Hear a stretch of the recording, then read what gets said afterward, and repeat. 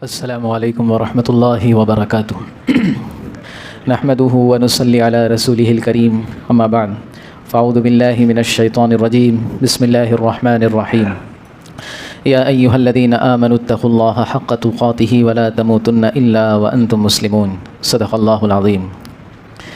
मोहतरम हाज़रीन जुमा, बुज़ुर्गों, दोस्तों और मेरे अज़ीज़ साथियों, गुज़िश्ता जुमा को हमने कुरान मजीद के मुताल्लिक़ गुफ्तगू की थी कि किस तरह अल्लाह रब्बुल इज़्ज़त का निज़ाम चला और कुरान मजीद में आगे चलकर उम्मत इख्तिलाफ़ में न पड़ जाए, इसलिए पहले तो हज़रत अबू बकर उमर रज़ियल्लाहु अन्हुमा के ज़रिए इस कुरान मजीद को किताबी शक्ल दी गई और फिर हज़रत उस्मान रज़ियल्लाहु अन्हु के दौर में कुरान मजीद एक ही लहजे पर यानी मक्का और हुज़ूर अक़दस सल्लल्लाहु अलैहि वसल्लम के लहजे पर एक मुसहफ़ की शक्ल उसको दी गई और आज तक और इंशाअल्लाह क़यामत तक कुरान मजीद उसी शक्ल सूरत में मौजूद है और मौजूद रहेगा।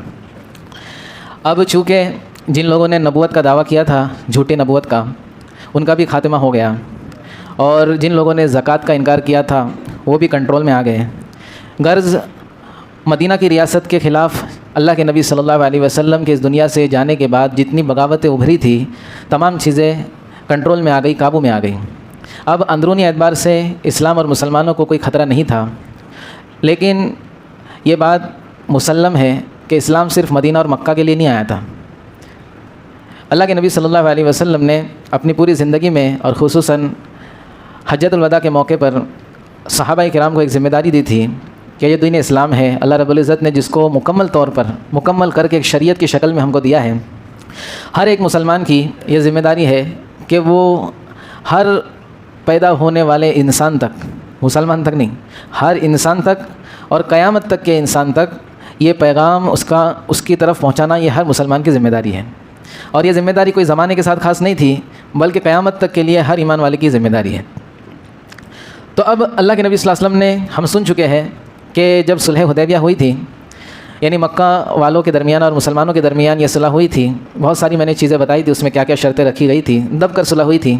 लेकिन उस मौके को गनीमत समझकर अल्लाह के नबी सल्लल्लाहु अलैहि वसल्लम ने पूरी दुनिया में मुख्तलिफ़ बादशाहों के पास, जो उस वक्त सुपर पावर समझे जाते थे या किसी भी हैसियत से उनके हाथों में हुकूमत थी, अल्लाह के नबी सल्लल्लाहु अलैहि वसल्लम ने उनके पास दावत इस्लाम को रवाना किया खतूत की शक्ल में, जिनमें से बहुत सारे बादशाहों ने, जैसे नजाशी ने दीन को कबूल किया और हिरकल बादशाह जो था, रोमन अम्पायर का जो बादशाह था, उसने कबूल करना चाहा, लेकिन उसकी आवाम ने उसका और उसके वज़ीरों ने उसका साथ नहीं दिया। और एक ईरान का बादशाह था खुसरू, उस ज़माने के अंदर ईरान के जो लोग थे दोस्तों, ये मजूसी थे, आग की परस्तिश करने वाले, और आज भी जो है वहाँ पर एक बहुत बड़ा तबका है जो आग की परस्तिश करता है।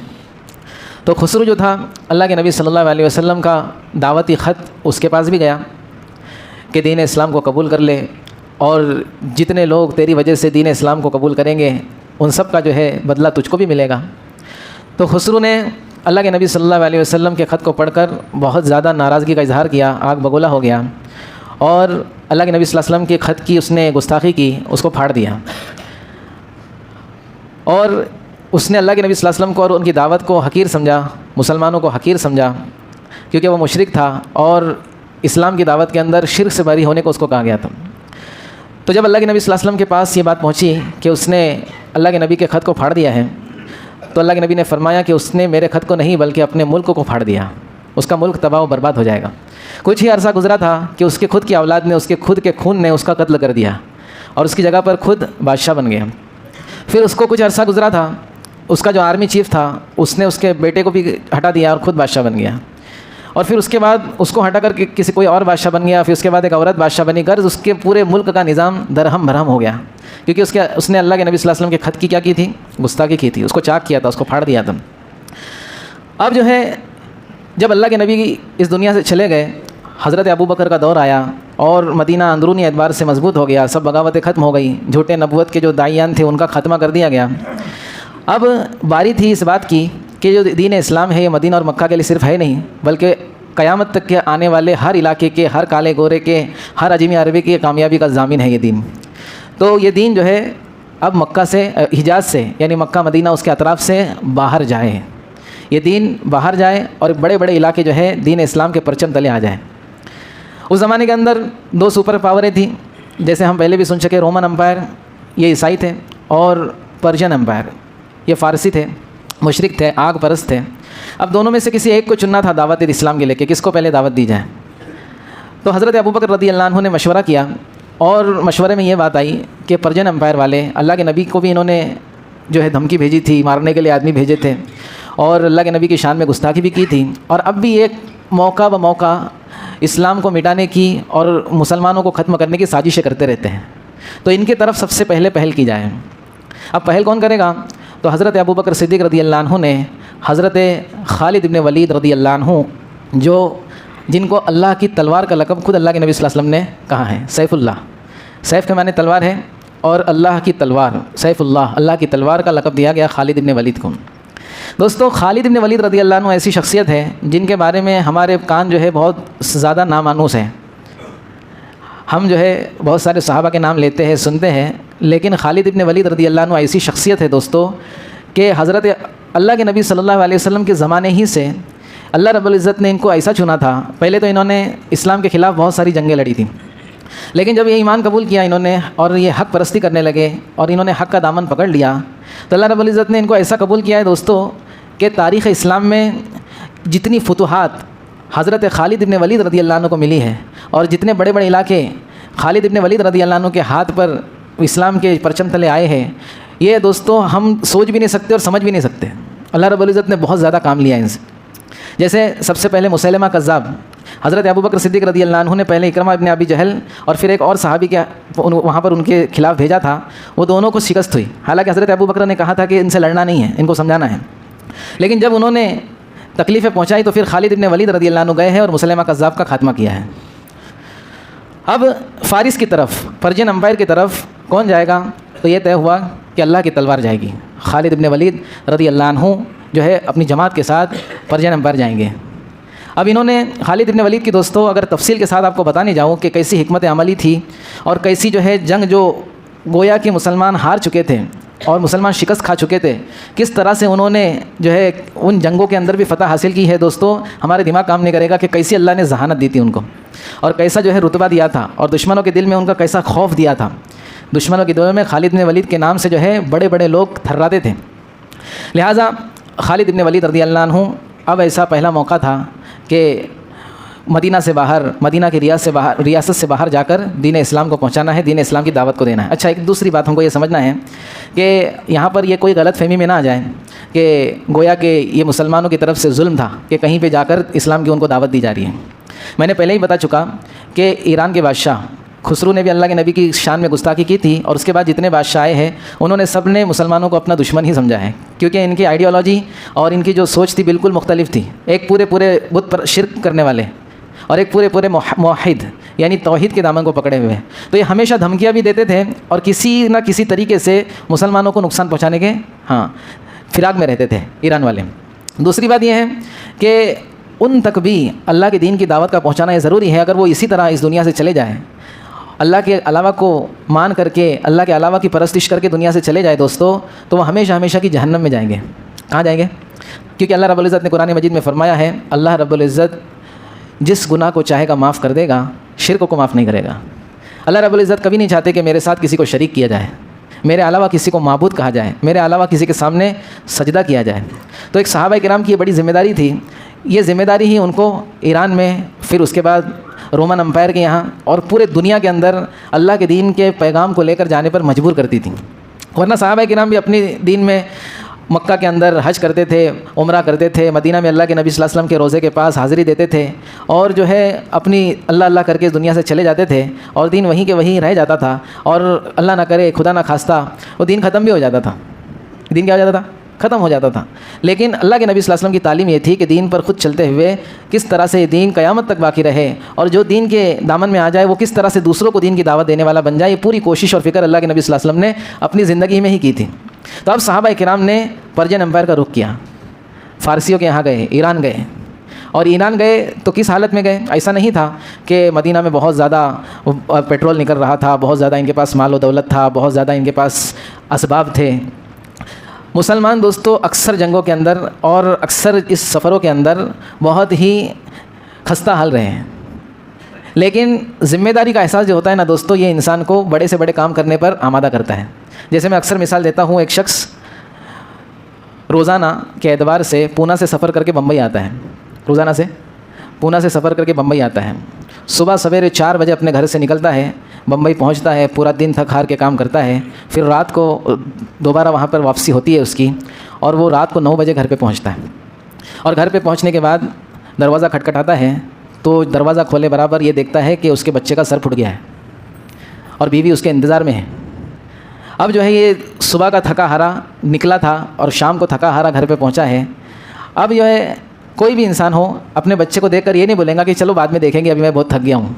उसको भूख भी बहुत लगी है, आने से पहले सोचा कि फटाफट खाना खाऊंगा, हाथ मुँह धोऊंगा और सो जाऊंगा।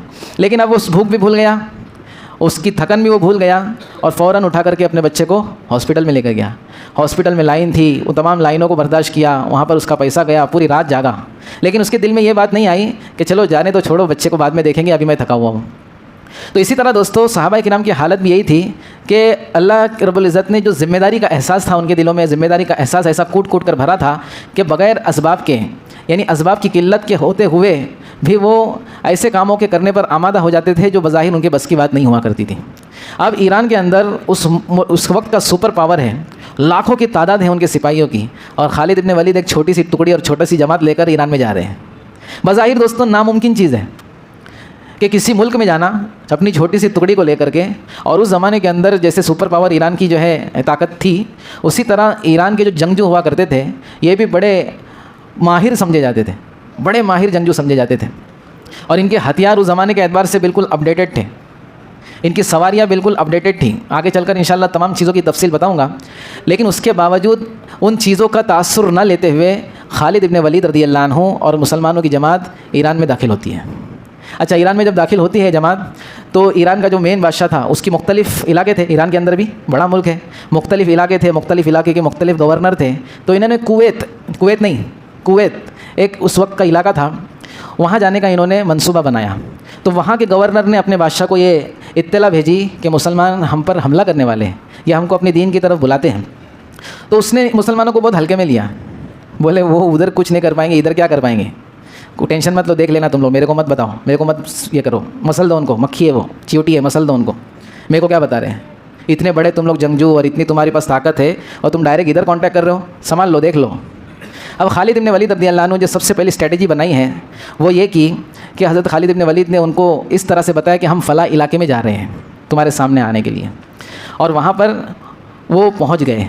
अब एक बहुत बड़ा लश्कर उनका निकला उस इलाके की तरफ, तो खालिद इब्न वलीद वो लश्कर जहाँ निकला था वहाँ पहुँच गए और वो लोग यहाँ पे पहुँच गए। खालिद इब्न वलीद ने अपने फ़ौज को हुक्म दिया कि यहाँ पे आराम करो, अब क्या करना है, यहाँ पे इंतज़ार करना है। उस ज़माने की खालिद इब्न वलीद की स्ट्रेटजी ये थी कि अरब जहाँ पर जाते तो उनके पास बहुत कम सामान होता था। उनकी जो आर्मर होती थी, जो लिबास जंग में पहना जाता है, उनकी जो टोपियाँ होती थी बड़ी हल्की फुल्की हुआ करती थी, ढाल वगैरह बहुत हल्की होती थी मुसलमानों के पास, और उनकी जो बहुत वज़नी होती थी। अब वो सफ़र में आने जाने के चक्कर में वो लोग बिल्कुल थक गए, और खालिद इब्न वलीद ने यही प्लानिंग की थी कि वो थकेंगे और हमसे लड़ेंगे। अब खालिद इब्न वलीद यहाँ पर आराम कर रहे हैं, फिर उनको पता चला कि वो तो उधर ही चले गए, फिर उन लोग वहाँ पे आए थके हारे एक दिन का सफ़र करके। अब जो है बहुत ख़तरनाक घमासान की लड़ाई हुई है, सामने वाले ऐसी तादाद थी जैसे कोई समंदर नज़र आ रहा हो, लेकिन हिकमत अमली खालिद इब्न वलीद की और अल्लाह रब्बुल इज़्ज़त की मदद ऐसी शामिल हाल हुई कि कुछ ही अरसे के अंदर वो इलाका फ़तह कर लिया। और इस तरह से दोस्तों एक नहीं कई चीज़ें हैं इंशाल्लाह आगे चलकर हमारे सामने आएंगी। लेकिन आज के इससे हमको सबक क्या मिलता है? सबक सबसे पहला ये मिलता है कि जिस ज़माने के अंदर जो चीज़ अल्लाह के दीन को पहुंचाने के लिए मोइन व मददगार हो वो हमको करना है। तो आज हमारे ज़माने के एतबार से सबसे मौसर चीज़ जो अल्लाह के दीन को सरसब व शादाब करेगी वो है एक दूसरे को दावत देना, और एक ऐसा निज़ाम बनाना कि हमसे जो मिले वो अल्लाह के दीन की दावत को सुने कम से कम, किसी भी एतबार से। कभी कभी दावत ज़बानी होती है, कभी कभी अमली होती है। हम अगर कहीं पर ज़बानी दावत नहीं दे सकते तो अपने अमल हम ऐसे बना ले कि लोग हमको देख करके अल्लाह उसके रसूल को पहचानने वाले बन जाए। तो दावत का जो काम है दोस्तों ये हमारे ज़िम्मे है। अब ज़माने की एतबार से उसकी तरतीबें बदलती रहती हैं। तो आज की जो तरतीब हो ये है कि हम सबसे पहले तो इस दावत वाली मेहनत के ज़रिए से ईमान वालों को इस लायक बनाएं, ईमान वालों को एक प्लेटफॉर्म पर लाने की कोशिश करें कि जिसके ज़रिए से हर ईमान वाले के दिल में ईमान मजबूती के साथ आ जाए, वो नमाज़ का पाबंद हो जाए, वो कुरान को समझ कर पढ़ने वाला बन जाए, उसके अखलाक अच्छे हो जाए, वो तमाम काम इखलास से करने वाला बन जाए और उसके दिल में ज़िम्मेदारी का एहसास पैदा हो जाए। और हमारे अमल से एक ऐसा माहौल बने कि लोग ये कहे कि मुसलमान तो एक नंबर होते हैं, मुसलमान तो जो है ये पड़ोसी बनाने के लायक होते हैं, मुसलमान तो भरोसे के लायक होते हैं। लेकिन आज दोस्तों दावत छूटने की वजह से हमारे आमाल ऐसे बुरे हो गए कि आज कोई हमको ना पड़ोसी बनाना चाहता है, ना हमसे कोई मामला करना चाहता है, बल्कि खुद मुसलमान ही मुसलमान को कहता है कि भाई मुसलमानों से मामलात मत करो, एक बार गैर अच्छे होते हैं। ये मुसलमानों के अल्फाज हैं और इसमें कोई शक व शुबे की गुंजाइश नहीं है। ऐसे हमारे मामलात हो चुके हैं। इसलिए हम दोस्तों इस बात की फ़िक्र करें। आज का सबक यही है कि हम दावत वाली मेहनत के ज़रिए से अपने आप को अंदर से अल्लाह के दीन की निस्बत पर तैयार करें। तो करेंगे इसकी फ़िक्र इंशाअल्लाह। अल्लाह रब्बुल इज़्ज़त हम सबको कहने सुनने पर अमल की तौफीक